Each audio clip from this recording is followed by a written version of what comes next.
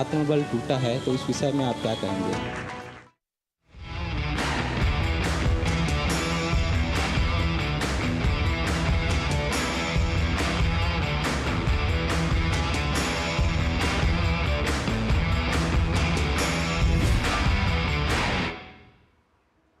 नमस्कार, खेलों पर हमारे साप्ताहिक कार्यक्रम खेल आजकल में आपका स्वागत है। मैं हूं सुचित्रा। इस सप्ताह शतरंज की प्रतिष्ठित प्रतियोगिता कैंडिडेट्स टूर्नामेंट पर सबकी नजर रही। प्रतियोगिता में सिर्फ एक दौर बाकी है और भारत के डी गुकेश शीर्ष पर मौजूद हैं। वहीं पेरिस ओलंपिक की उल्टी गिनती शुरू हो चुकी है। ओलंपिक टॉर्च प्राचीन ओलंपिया में प्रज्वलित की गई। बात करेंगे चैंपियंस लीग की भी, जहां सेमीफाइनल लाइनअप तय हो चुका है। इन सब खबरों पर विस्तार से नजर डालेंगे, तो आइए शुरुआत करते हैं खेल आजकल की।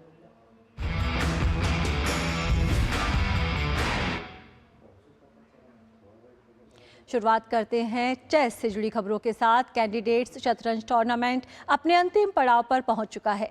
प्रतियोगिता में अब सिर्फ एक राउंड बाकी बचा है। 13वें राउंड में भारत के डी गुकेश ने शानदार प्रदर्शन करते हुए फ्रांस के एलिरेजा फिरोजिया को मात दी। इस जीत के बाद डी गुकेश 8.5 अंक के साथ अकेले शीर्ष पर मौजूद है। 14वें दौर में गुकेश का सामना हिकारू नाकामुरा से होगा। एक अन्य मैच में इयन नेपोनियाच्ची और हिकारू नाकामुरा ने ड्रॉ खेला। अब दोनों ही खिलाड़ी 8 अंक के साथ संयुक्त रूप से दूसरे स्थान पर हैं। 14वें दौर में इयन नेपोनियाच्ची का सामना फैबियानो कैरुआना से होगा। भारत के आर प्रगनानंदा को अमेरिका के फैबियानो कैरुआना के खिलाफ हार का सामना करना पड़ा। इस जीत के बाद कैरुआना भी 8 अंक लेकर संयुक्त रूप से दूसरे स्थान पर हैं। 14वें दौर में प्रगनानंदा का सामना निजात अबासोव से होगा। प्रतियोगिता के 13वें दौर में ही भारत के विदित गुजराती ने निजात अबासोव के साथ ड्रॉ खेला। 14वें दौर में विदित गुजराती का सामना एलिरेजा फिरोजिया से होगा। महिला वर्ग की अगर बात करें तो महिला वर्ग में 13वें दौर में भारत की कोनेरू हम्पी ने यूक्रेन की एना मुजिचुक के साथ ड्रॉ खेला। वहीं भारत की आर वैशाली का शानदार प्रदर्शन देखने को मिला। वैशाली ने अपनी जीत का सिलसिला जारी रखते हुए 13वें दौर में चीन की ली तिंगजाई को मात दी। ये उनकी इस प्रतियोगिता में लगातार चौथी जीत है। अब बात करते हैं इंडियन प्रीमियर लीग से जुड़ी हुई खबरों की।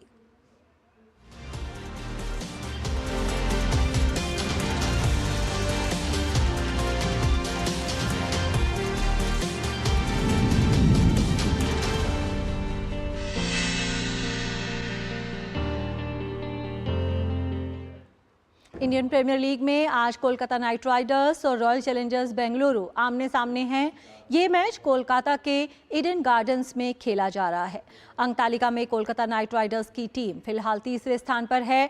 वहीं रॉयल चैलेंजर्स बेंगलुरु की टीम आखिरी यानी कि 10वें स्थान पर मौजूद है। आरसीबी ने इस मैच में टॉस जीतकर पहले गेंदबाजी का फैसला किया है। आज दिन के दूसरे मुकाबले में पंजाब किंग्स का सामना गुजरात टाइटंस से होगा। साल 2022 की चैंपियन गुजरात टाइटंस इस सत्र में अब तक कुछ खास प्रदर्शन नहीं कर पाई है। गुजरात 7 में से 4 मुकाबले हारकर 8वें पायदान पर है। वहीं पंजाब किंग्स सिर्फ 2 जीत के साथ 9वें पायदान पर है। आईपीएल 2024 में सनराइजर्स हैदराबाद का तूफानी प्रदर्शन जारी है। शनिवार को हैदराबाद ने दिल्ली कैपिटल्स को उसके ही घर में 67 रन से मात दी। हैदराबाद ने 20 ओवर में 7 विकेट पर 266 रन बनाए। ये आईपीएल के इतिहास का चौथा सबसे बड़ा स्कोर है। हैदराबाद ने पावर प्ले में 6 ओवर में बिना किसी विकेट के 125 रन बनाए, जो पुरुषों के टी20 क्रिकेट में एक नया रिकॉर्ड है।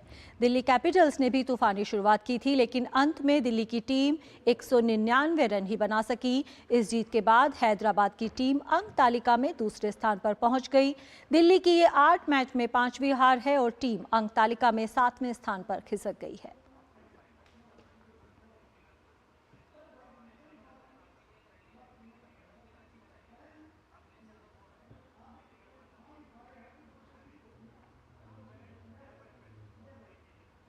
और फिलहाल सीधे रुख करते हैं रांची का, जहां इंडी गठबंधन की एक रैली आयोजित हो रही है, जिसमें अखिलेश यादव बोल रहे हैं। सम्मान और अधिकार दिलाने का काम करेगी। ये लोग भूल जाते हैं कि झारखंड के लोग घबरा जाएंगे। झारखंड के लोगों ने बहुत सारी परिस्थितियां देखी हैं, राजनीति में बहुत दबाव के मौके देखे हैं, समय देखा है, लेकिन झारखंड के लोग न कभी घबराए न कभी डरे, और जब कभी भी ऐसी सत्ता आई उन्हें मौका मिला तो ऐसी सत्ता को उखाड़ फेंकने का काम भी झारखंड की जनता ने करने का काम किया है। मैं इस मौके पर ये आपसे कहना चाहता हूं कि जहां झारखंड ने मन बना लिया है इनको हटाने का, हम लोग उत्तर प्रदेश से चल करके आए हैं। पहले चरण का चुनाव था जहां पर बहुत भारतीय जनता पार्टी को दावा था कि वो सब सीटें जीत लेंगे, लेकिन जिस तरह से पश्चिम में पहले चरण में मतदान हुआ है, भारतीय जनता पार्टी का सफाया हो गया है। अगर उत्तर प्रदेश सफाया कर सकता है पहले चरण से आखिरी चरण तक, तो झारखंड की जनता क्यों नहीं सफाया करेगी। यहां तो अन्याय ज्यादा हुआ है, आपकी लूट ज्यादा हुई है, आपको डराने का काम ज्यादा हुआ है। भाजपा ये न भूले कि ये भगवान बिरसा मुंडे की भूमि है, जो न कभी डरे हैं और न कभी दबे हैं। हमें भरोसा है कि आपका एक एक वोट इनके खिलाफ पड़ेगा और इनको सत्ता से हटने का काम होगा। मैं अपने तमाम साथियों से कहना चाहता हूं कि जिस जोश और उत्साह के साथ आप आए हैं, जब वोट पड़े तो उतने ही जोश और उत्साह के साथ आप लोग मतदान करना, क्योंकि भारतीय जनता पार्टी का एक एक फैसला संविधान को खत्म करने का है, इस लोकतंत्र को खत्म करने का है। और कहीं ये आप देख रहे थे रांची से इंडी गठबंधन की रैली, जिसमें अखिलेश यादव बोल रहे थे। और अब खेल की खबरों के सिलसिले को आगे बढ़ाते हैं और बात करते हैं पेरिस ओलंपिक से जुड़ी हुई खबरों की। पेरिस ओलंपिक की उल्टी गिनती शुरू हो चुकी है। ओलंपिक खेल शुरू होने में अब 100 से भी कम दिन बाकी बचे हैं। ओलंपिक की टॉर्च को ओलंपिक खेलों की जन्मस्थली प्राचीन ओलंपिया में एक पारंपरिक समारोह में जलाया गया। टॉर्च फिलहाल ग्रीस के दौरे पर है और 8 मई को फ्रांस पहुंचेगी। पेरिस ओलंपिक खेलों का 100 डे काउंटडाउन शुरू हो चुका है। ओलंपिक खेलों से जुड़ी तैयारियां अपने अंतिम चरण में हैं। पेरिस को 2017 में इन खेलों की मेजबानी सौंपी गई थी। फ्रांस के राष्ट्रपति इमैनुअल मैक्रों को विश्वास है कि खेलों का आयोजन बेहद सफल रहेगा। ओलंपिक की टॉर्च 16 अप्रैल को ओलंपिक खेलों की जन्मस्थली प्राचीन ओलंपिया में एक पारंपरिक समारोह में प्रज्वलित की गई। 26 अप्रैल को एथेंस में आयोजित होने वाले एक समारोह में इस टॉर्च को पेरिस खेलों के आयोजकों को सौंपा जाएगा। अगले दिन यह टॉर्च 3 मास्टेड शिप बेलेम पर फ्रांस के लिए रवाना होगी और 8 मई को फ्रांस के मार्से पहुंचेगी। इस शिप को प्राचीन खेलों की जन्मस्थली के पास एक ग्रीक पोर्ट पर डॉक किया जा चुका है। फ्रांस के स्वामित्व वाले बेलेम को 1984 में ऐतिहासिक स्मारक का दर्जा दिया गया था। इस शिप को ओलंपिक टॉर्च को एथेंस से मार्से लाने के लिए रीस्टोर किया गया है। बेलेम ने 1896 में मर्चेंट ट्रेड शिप के रूप में अपनी यात्रा शुरू की थी, जिस साल एथेंस में आधुनिक ओलंपिक खेलों का आयोजन हुआ था। यह शिप ब्राजील से कोकोआ और वेस्ट इंडीज से चीनी को फ्रांस लाने का काम करता था। फ्रांस में 68 दिन की टॉर्च रिले का आयोजन किया जाएगा, जो 26 जुलाई को पेरिस में संपन्न होगी, जब ओलंपिक फ्लेम जलाई जाएगी। आयोजकों को उम्मीद है कि टॉर्च रिले जब फ्रांस से गुजरेगी तो देश के लोगों में ओलंपिक खेलों को लेकर उत्साह देखने को मिलेगा। पिछले महीने एक पोल में पाया गया था कि फ्रांस के 57% लोगों में पेरिस खेलों को लेकर बेहद कम उत्साह है या कोई उत्साह ही नहीं है। अंतर्राष्ट्रीय ओलंपिक समिति के अध्यक्ष थॉमस बाक ने भी कहा कि उन्हें पूरा भरोसा है कि फ्रांस एक बेहद सुरक्षित माहौल में सफल खेलों का आयोजन करेगा। सुरक्षा का जिम्मा मेजबान देश के अधिकार क्षेत्र में आता है। हम इस बारे में कुछ नहीं कह सकते क्योंकि वही जानते हैं कि खेलों को सुरक्षित बनाने के लिए सर्वश्रेष्ठ तरीके क्या हैं। हमने फ्रांस की सरकार और अधिकारियों से बातचीत के दौरान देखा कि पेरिस में सुरक्षा को लेकर बेहद पुख्ता इंतजाम किए गए हैं। हमें फ्रांस पर पूरा भरोसा है कि वे एक सुरक्षित माहौल में बेहद सफल खेलों का आयोजन करेंगे। पेरिस में ओलंपिक खेलों से जुड़ा स्थायी आधारभूत ढांचा बनकर तैयार हो चुका है। वहीं अस्थायी आयोजन स्थलों को तैयार किया जा रहा है। ओलंपिक खेलों का आयोजन 26 जुलाई से 11 अगस्त तक किया जाएगा। Sports desk, DD news. Paris Olympic के लिए ब्राजील के एथलीटों की आधिकारिक यूनिफॉर्म को एक अनोखे अंदाज में लॉन्च किया गया। ब्राजील ओलंपिक समिति ने रियो डी जेनेरो में एक रनवे शो का आयोजन किया। इस शो में कई पूर्व ओलंपियंस रैंप वॉक करते नजर आए।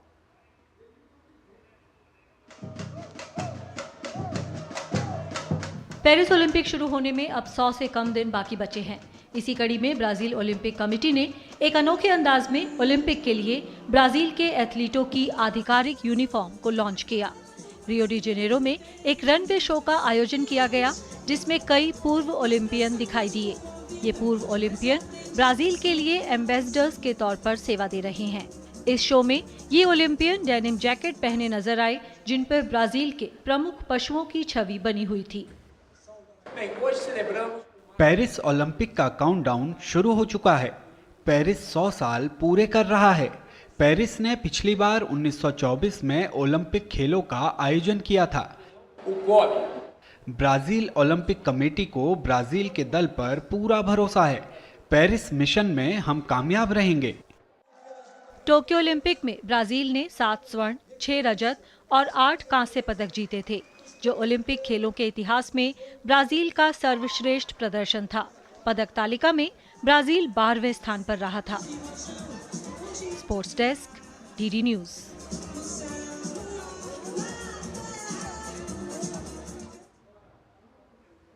यहाँ पर लेते हैं एक छोटा सा ब्रेक। आप देखते रहिए खेल आजकल। आधे बाउल दही में 4 चम्मच MDH चटनी पुदीना मसाला डाला, स्टर करो, पुदीना चटनी तैयार। MDH चटनी पुदीना मसाला। शुक्ला बता रहा था आपके बाबूजी ने जायदाद का कुछ हिस्सा नौकर के नाम कर दिया। अब नौकर हर काम अपना घर समझ के करेगा।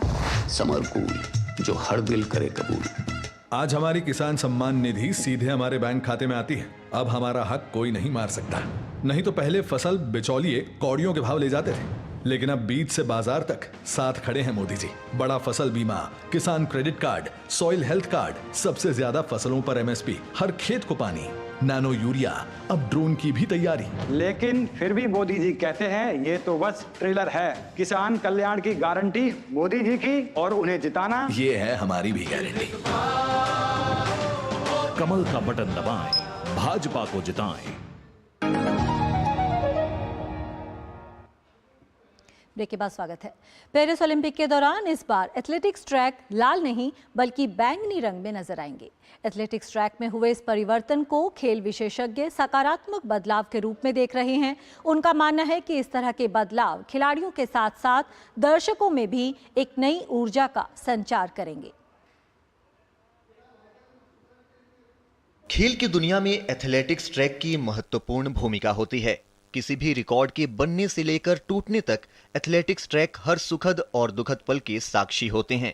ट्रैक शब्द सुनते ही हमारे ज़हन में जो पहली तस्वीर उभर कर सामने आती है वो होती है लाल रंग या फिर नीले रंग की रबर से बनी हुई पट्टियां।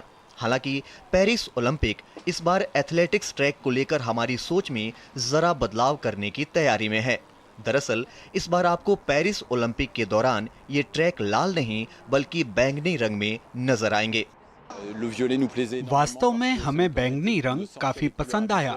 यह पहली बार है जब हम इस रंग का प्रयोग ट्रैक के लिए कर रहे हैं। दरअसल इस बार के प्रतियोगिता के लिए हमें बैंगनी रंग काफी अनुकूल लगा। वैसे तो लाल और नीले रंग भी अच्छे हैं, लेकिन इस रंग की बात ही अलग है। आप मेरे पीछे जो रंग देख रहे हैं यह अमूमन कभी ओलंपिक के दौरान ट्रैक निर्माण के लिए इस्तेमाल में नहीं लाए गए हैं। एथलेटिक्स ट्रैक में हुए इस परिवर्तन को खेल विशेषज्ञ सकारात्मक बदलाव के रूप में देख रहे हैं। उनका मानना है कि इस तरह के बदलाव खिलाड़ियों के साथ साथ दर्शकों में भी एक नई ऊर्जा संचारित करेगी। हालांकि इस तरह के बदलाव का खेल गतिविधियों पर कोई खास असर नहीं होगा। ये वही ट्रैक हैं, वही बेस हैं जिन्हें टोक्यो ओलंपिक के दौरान भी प्रयोग में लाया गया था। हम इस बात को लेकर बिल्कुल आश्वस्त हैं कि यह ट्रैक गुणवत्ता के लिहाज से बेहतर साबित होगा। हम इसके निर्माण में उन सामग्रियों का इस्तेमाल कर रहे हैं जिनका इस्तेमाल टोक्यो ओलंपिक के समय में भी किया गया था। जहां तक खिलाड़ियों की बात है तो अब तक जिस खिलाड़ी ने भी इसे देखा है उसने इसकी प्रशंसा की है। ट्रैक में इस्तेमाल हो रहा ये बैंगनी रंग इसलिए भी खास है क्योंकि 2024 पेरिस ओलंपिक का ग्राफिक चार्ट भी बैंगनी रंग का ही होने वाला है। हालांकि रंगों के इस परिवर्तन का खिलाड़ियों के रिकॉर्ड पर कितना असर होगा ये देखना काफी दिलचस्प होगा। यदि टोक्यो ओलंपिक की बात करें तो उसमें पारंपरिक रंगों वाले ट्रैक पर ही 3 विश्व रिकॉर्ड स्थापित किए गए थे। बहरहाल बैंगनी रंग वाले इस निर्माणाधीन ट्रैक को 1 जून तक पूरा किए जाने की उम्मीद है। और फिलहाल सीधे रुख करते राजस्थान का, जहां राजस्थान के बांसवाड़ा में प्रधानमंत्री एक चुनावी रैली को संबोधित कर रहे हैं। समर्पण भाव से काम कर रही है। बांसवाड़ा और डूंगरपुर के जिन 3 लाख परिवारों को पक्के घर मिले हैं उनमें से बड़ी संख्या में हमारे आदिवासी परिवार हैं। आप मुझे बताइए भाइयों, 10 साल में 2 जिले में 3 लाख पक्के घर, ये काम छोटा है क्या? छोटा है क्या? गरीबों की चिंता की कि न की? आदिवासियों की चिंता की या न की? यहां बांसवाड़ा में 4.25 लाख से अधिक परिवारों तक नल से जल पहुंचा है। जब नल से जल आता है ना तो माताएं बहनें आशीर्वाद किसको देगी? माताएं बहनें आशीर्वाद किसको देगी? और माताओं बहनों के आशीर्वाद जिस पर होते हैं जीवन में उसको कोई तकलीफ होती है क्या? यही मेरा सौभाग्य है कि माताओं बहनों का मुझे भरपूर आशीर्वाद मिल रहा है। बांसवाड़ा और डूंगरपुर की 5 लाख से अधिक बहनों को सस्ते गैस सिलेंडर वाली उज्ज्वला गैस मिली है। अगर रोज खाना पकाना हो, धुएं से जिंदगी गुजारनी हो और जब धुएं में कोई मां खाना पकाती है ना तो एक दिन में उसके शरीर में 400 सिगारेट का धुआं जाता है। 400 सिगारेट का धुआं, उस मां की चिंता कौन करेगा? उस मां की चिंता कौन करेगा? ये बेटा करेगा और इसीलिए गैस के चूल्हे दिए। कोरोना के समय हमने मुफ्त राशन की योजना शुरू की थी। दुनिया भर में बहुत बड़ा संकट आया था, लेकिन संकट में मुझे सबसे पहली याद मेरे आदिवासी भाई बहनों की आई, मेरे गरीब परिवारों की आई, मेरे दलित, मेरे वंचित, मेरे पिछड़ों की याद आई। और मुझ पर दबाव था, कोरोना के समय के अखबार निकाल के देख लीजिए। ये कांग्रेस में बैठे हुए बड़े बड़े अपने आप को ज्ञानी मानते हैं, दुनिया भर के जो अर्थशास्त्री हैं मुझ पर दबाव डालते थे कि रुपये दो, उद्योग वालों को रुपये दो, अलग अलग काम करने में, वरना बहुत बड़ा तूफान मच जाएगा, अर्थतंत्र खत्म हो जाएगा, लोगों की नौकरियां चली जाएगी, लोग भूखा मरेंगे। मैंने उनकी एक बात नहीं सुनी। किसी भी धनी आदमी को मैंने 1 रुपया नहीं दिया। अगर मैंने दिया तो गरीब को मुफ्त राशन दिया। तिजोरी खाली कर दी, लेकिन मैंने पक्का किया कि गरीब के घर में चूल्हा जलता रहना चाहिए। गरीब का बच्चा भूखा सोना नहीं चाहिए। गरीब की मां के आंख में से कभी आंसू नहीं टपकना चाहिए। और इसलिए मैंने मुफ्त राशन की योजना चलाई है। और मैं आज फिर गारंटी देने आया हूं, आने वाले 5 साल मुफ्त राशन मिलता रहेगा। इसका सबसे अधिक फायदा मेरे आदिवासी परिवार को, मेरे दलित परिवार को, मेरे पिछड़े परिवारों को हुआ।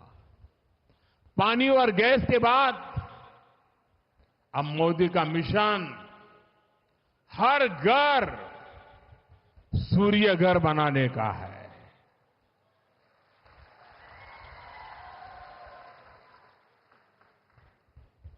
मेरी कोशिश है आपका बिजली का बिल 0 हो जाए। यानी सरकार घर की छत पर छोटा सा सोलर प्लांट लगाने के लिए आपको पैसे देगी, आर्थिक मदद करेगी। जितनी जरूरत है उतनी बिजली फ्री आप 0 बिल से खुद उपयोग करो, और अतिरिक्त बिजली है तो सरकार खरीदेगी और आप अपने घर में बिजली से कमाई करो। ये काम मोदी हर बार कोई इनको नया काम आप ही की सेवा के लिए करता है, आपकी मजबूती के लिए करता है, क्योंकि मुझे मेरा देश मजबूत बनाने के लिए हर परिवार को मजबूत बनाना है। भाइयों बहनों, आप लोग चुनाव प्रचार में जाते होंगे, जाते हैं, लोगों को मिलते होंगे, मिलते हैं, तो मेरा एक काम करोगे? ऐसे नहीं हाथ ऊपर करके पूरी ताकत से बताओ, मेरा एक काम करोगे? पक्का करोगे? अभी जब आप प्रचार में जाएंगे तो हो सकता है किसी गांव में 1-2 ऐसे परिवार मिल जाए जिनको अभी गैस चूल्हा नहीं मिला होगा, 1-2 परिवार मिल जाए जिनको अभी नल से जल नहीं मिला होगा, कुछ परिवार मिल जाए जिनको अभी पक्का घर नहीं मिला होगा, कुछ परिवार ऐसे होंगे पहले की तुलना में अब 2 परिवार बन गए होंगे और घर की जरूरत होगी। तो मेरा एक काम करना है, उनको बता देना कि मोदी ने गारंटी दी है कि 4 जून के बाद, नई सरकार बनने के बाद, मैं उनके ये अधूरे काम भी पूरे कर दूंगा। ये आप देख रहे थे सीधा प्रसारण राजस्थान के बांसवाड़ा से, जहां प्रधानमंत्री एक चुनावी रैली को संबोधित कर रहे थे। और यहां पर लेते हैं छोटा सा ब्रेक। आप देखते रहिए खेल आजकल।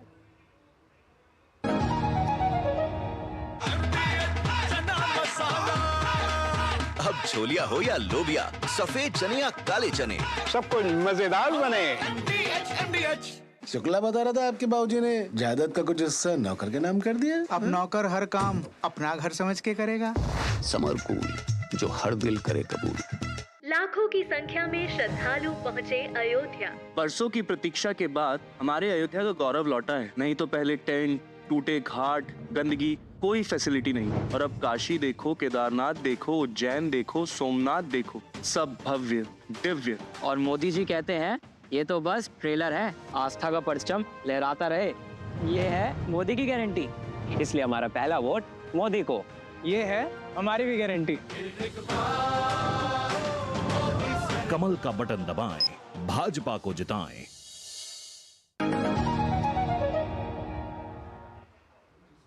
ब्रेक के बाद स्वागत है। जर्मनी के सर्फर सेबेस्टियन स्टर्नर ने पुर्तगाल के नजरे में अब तक की सबसे बड़ी वेव को राइड किया। सेबेस्टियन ने जिस लहर पर सर्फिंग की उसकी ऊंचाई ड्रोन तकनीक की मदद से 28.57 मीटर मापी गई। अगर इस रिकॉर्ड की पुष्टि हो गई तो ये नया विश्व रिकॉर्ड होगा। इस नए रिकॉर्ड के साथ ही सेबेस्टियन अपने पुराने विश्व रिकॉर्ड को तोड़ देंगे जो 26.21 मीटर का था।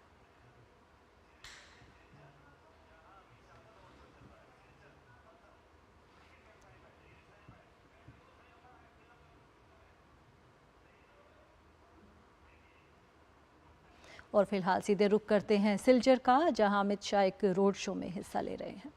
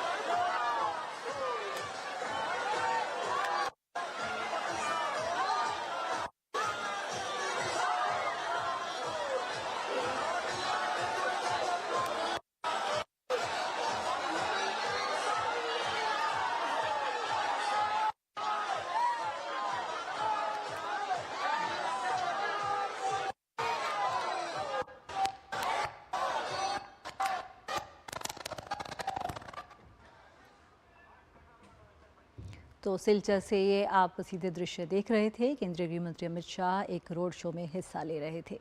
तो खेल आजकल में फिलहाल इतना ही। जाते जाते हम आपको छोड़ जाते हैं फ्रांस में आयोजित काइट सर्फिंग विश्व कप की झलकियों के साथ, जिसमें नीदरलैंड्स के काइट सर्फर्स ने जीत दर्ज की। हमारी टीम को दीजिए अनुमति। नमस्कार।